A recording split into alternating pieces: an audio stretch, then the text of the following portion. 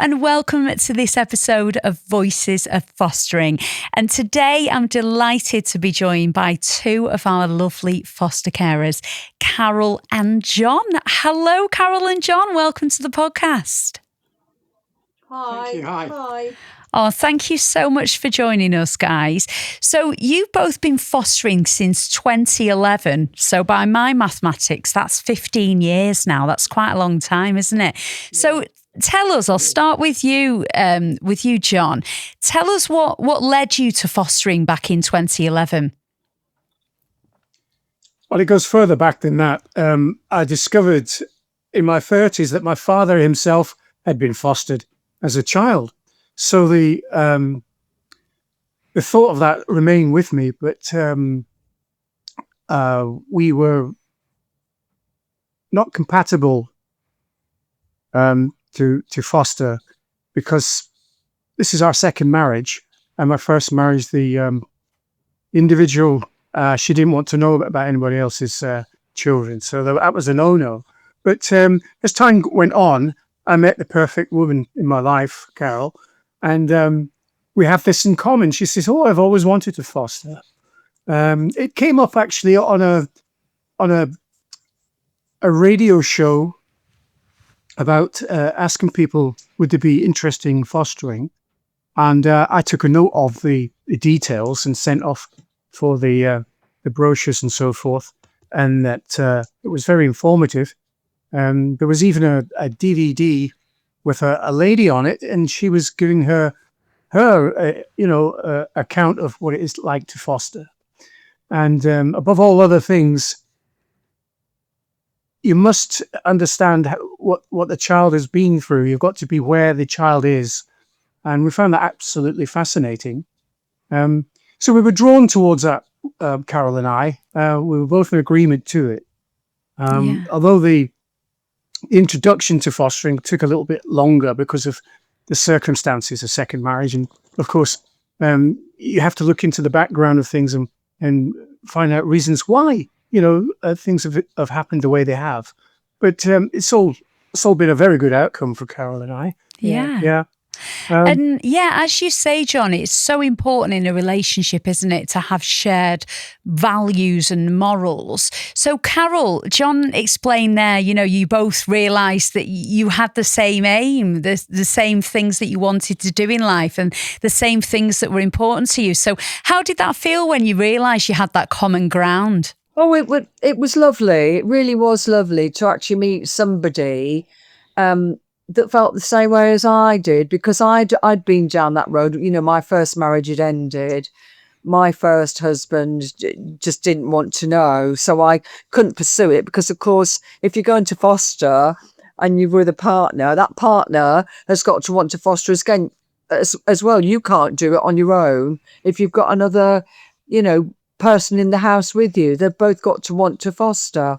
So it was lovely. It took us quite a while to get through the panel because of, as John said, our circumstances. And I mean, everything was looked into, but which we understand.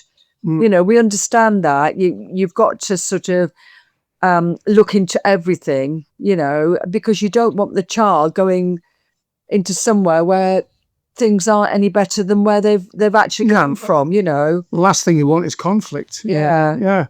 So it took a little while, but we got there with it. Yeah. And of course, that is something that has to be looked into. People who've had previous relationships, previous marriages. John, I think that's something that people sometimes worry about. But what would you say to anybody that maybe is worried about that? I have had past marriages and breakdowns of relationships. Is that going to paint me in a bad light? What would you say to anybody worried about that? Well, my personal circumstances, I felt confident that everything would be looked into, and only rightfully so. But the only downside to it is that it opens a lot of doors that you've closed in your past, and these doors have got to be opened to reveal the circumstances that occurred of the actual parting of the two, and emotionally, it is a little bit of a roller coaster, but you get stronger for it at the end of the day, because you say to yourself, well, gosh, I've been through all that in my past, and I thought that was the end of the world when the marriage crashed. But then life goes on, and as it was explained to me, you'll meet somebody very, very special in your life. So that actually happened. I've got Carole here, and we work as a team mostly. I look to her for a lot of advice because she's a retired nurse, so she's got all the health benefits, all the knowledge of the health benefits. Yeah, I was going to touch on that because, of course, Carole, you were a nurse before you became a foster carer. So how have you felt that nursing prepared you for what you're doing now? You know, is there some transferable skills there? I think empathy, because as a nurse, you've got to have empathy. During my time, I did nearly 50 years as a nurse. I met lots of people. You know, children. I looked after children, lots of different people. You know, that I had to deal with and all that. So I felt as though I'd got that I could use. You know, I'd got really sort of good communication skills, could talk to people and everything. And like I say, empathy. You know, I think plus. Out of our relationship, when we have children, I'm the sort of like more of the disciplinarian, whereas John's the silly one. You've always got to have that mixture, haven't you? Yeah. And I think mine, that probably comes from me being a nurse, you know, because I had to be disciplined, you know, throughout my career and things. Yeah. So, John, as we've learned now, you know, it didn't just start in 2011. It was a real run up to that, wasn't it? Building up to you finally both coming together and deciding that fostering was what you ultimately wanted to do. So can you remember the first child or young person that came to live with you? What was that like? Well, first of all, we started off doing what they call stopovers. Yeah. We didn't go straight into full-time fostering, did we? Yeah. Testing the waters. Yeah, sort of testing the waters. I think the first one that we had was Jess, wasn't it? Yes. Jess. A young lady that we used to have. We used to have her once a month for the weekend. And it was lovely. Yeah.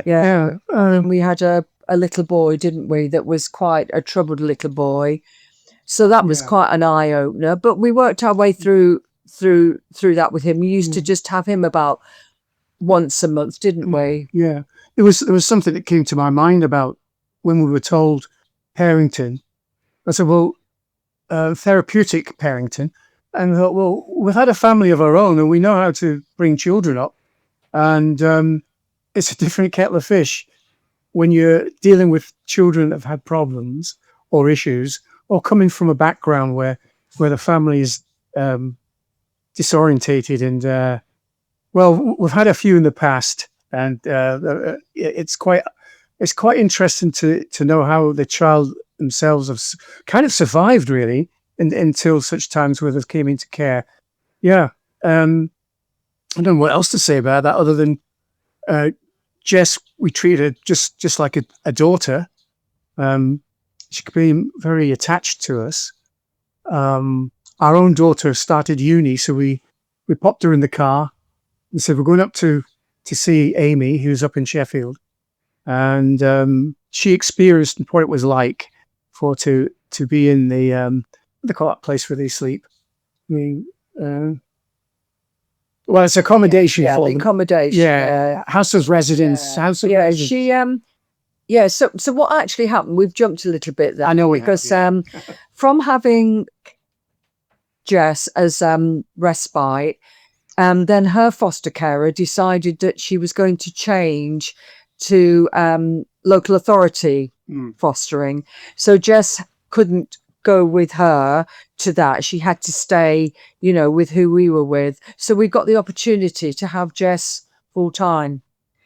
So when we were doing respite, we were both still working. But then what actually happened was John gave up his job. Mm-hmm. I carried on nursing, but I was just doing 20 hours a week because I was coming towards the end of me leaving. You know, I'd got my pension and things. And And so Jess came to live with us full time, but she really bonded with my daughter. There wasn't that much difference in age, you know, with them. And she sort of really looked up to Amy, and Jess lived with us for 5 years. Yeah. Oh, wow.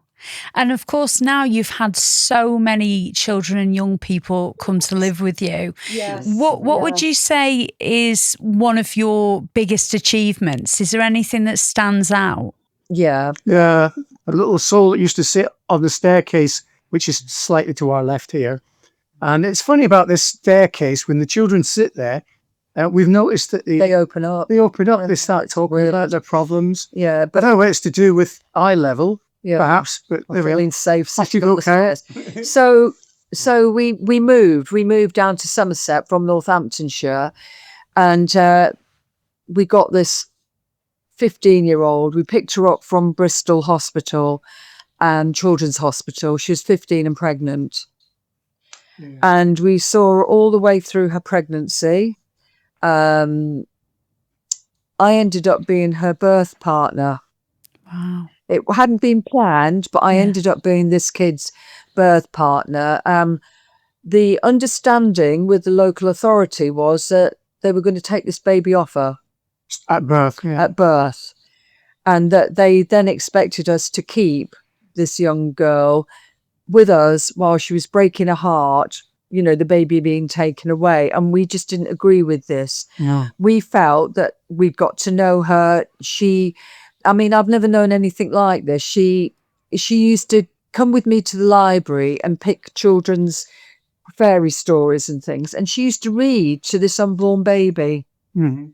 We could hear her reading. We thought there was somebody else in the room with her, but she was.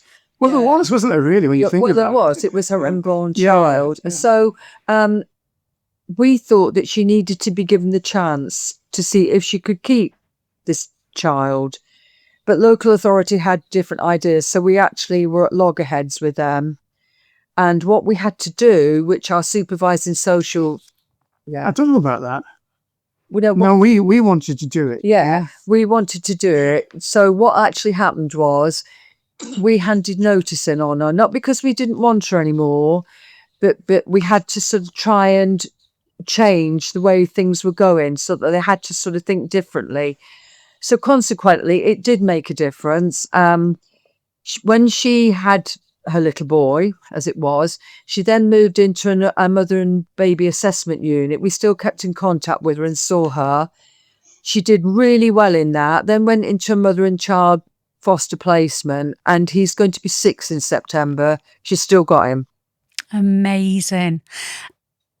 And that story just demonstrates, doesn't it, John and Carole, how important it is to advocate for children and young people. When, as you say, you've spent so much time with her, you knew her, you felt confident in her. You know, it's important to advocate for these children, isn't it?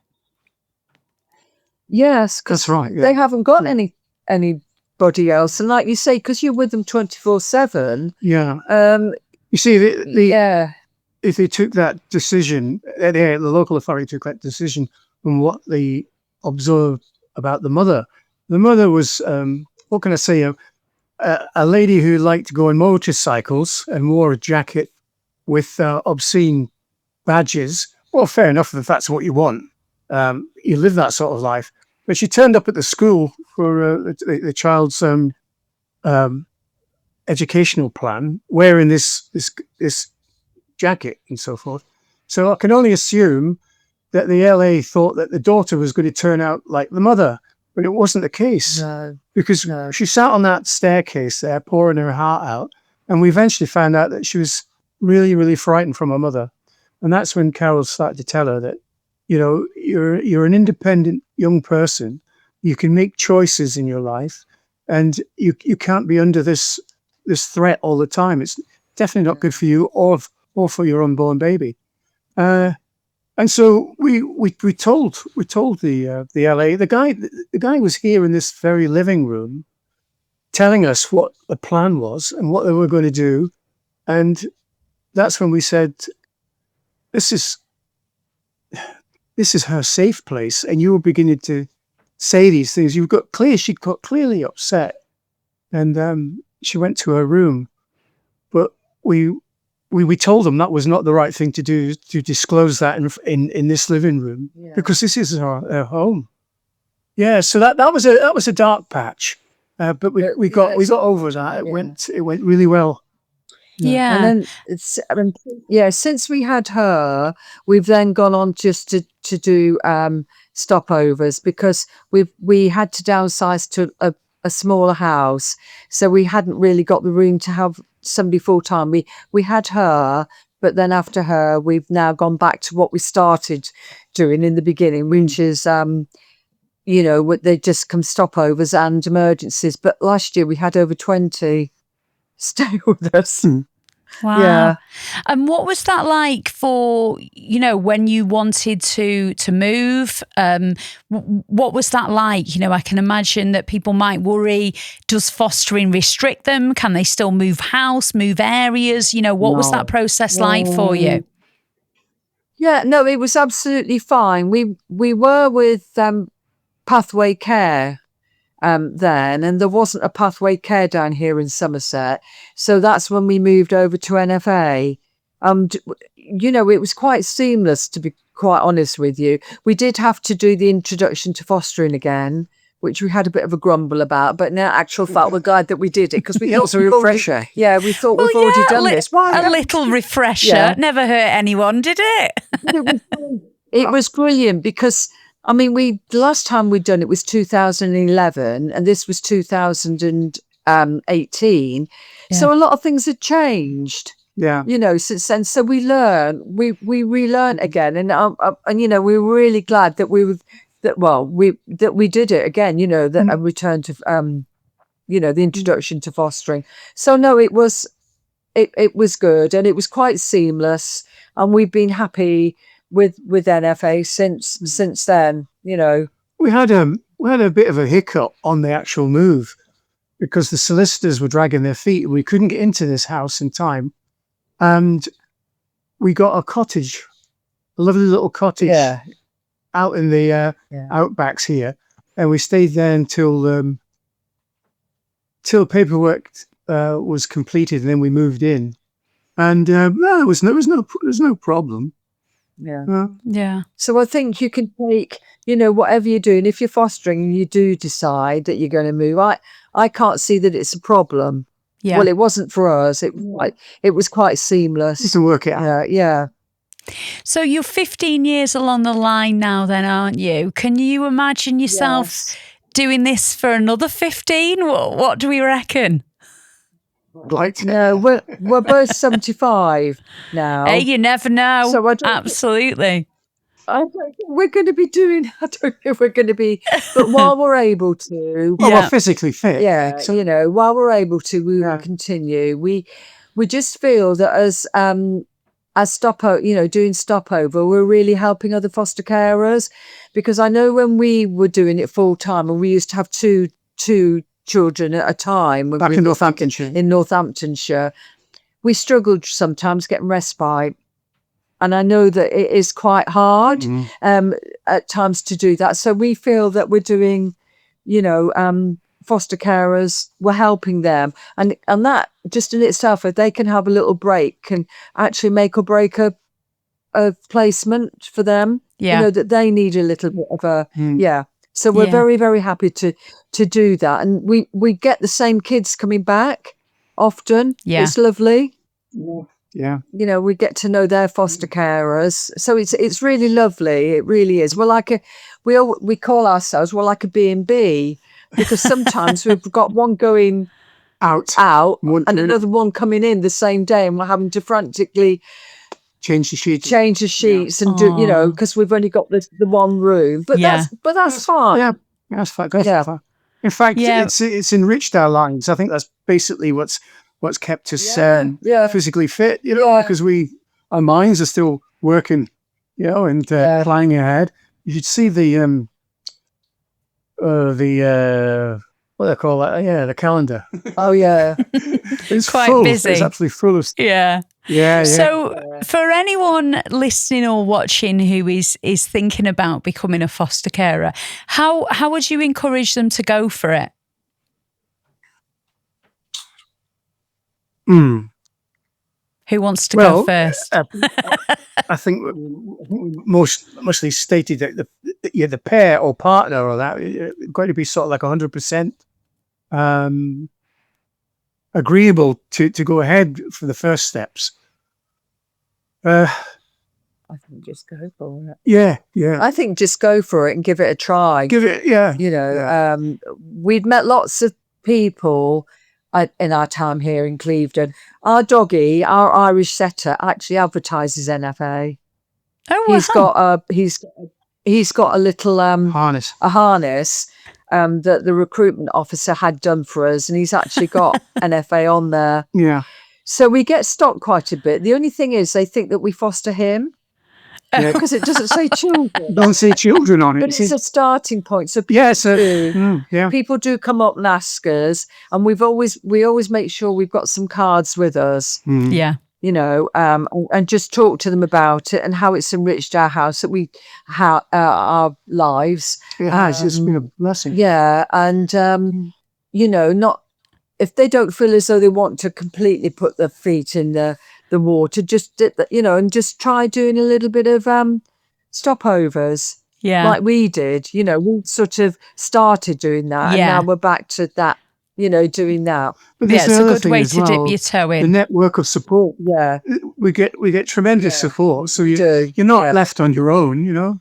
Yeah. It's really good. I must admit, we do get a lot of support. We've got a brilliant supervising social worker, and we meet up every month. The support groups meet up and things. So we're mixing with other foster carers. We've got a nice little network. Yeah. So it's good. You used a lovely word there, Carole, that fostering has enriched your lives. How would you say that it has enriched your life?